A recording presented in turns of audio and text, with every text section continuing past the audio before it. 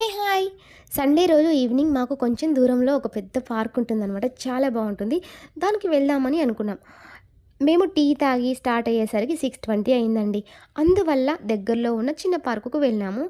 చందమామ చూడండి తొంగి తొంగి చూస్తున్నట్టు అనిపిస్తుంది. ఎంత అద్భుతమైన ఈవినింగ్ కదా! ఈ పార్క్ స్పెషాలిటీ ఏంటి అంటే గడ్డి గాదం ఏది లేకుండా మొత్తం నేల మీద ఇసుక ఉంటుందనమాట.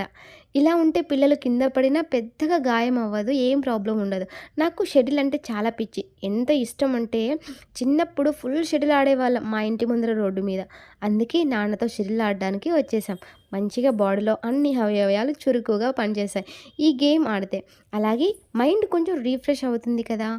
ఏజ్ పెరిగే కొద్దీ ఏంటో లైఫ్ అన్నట్టు లేకుండా కొత్తదనంతో, కొత్త ఆలోచనలతో కొన్ని మార్పులు మన లైఫ్‌లో చేసుకుంటూ పోతే జీవితం చాలా అందంగా, ఆనందంగా ఉంటుంది గాయ్స్. బాయ్.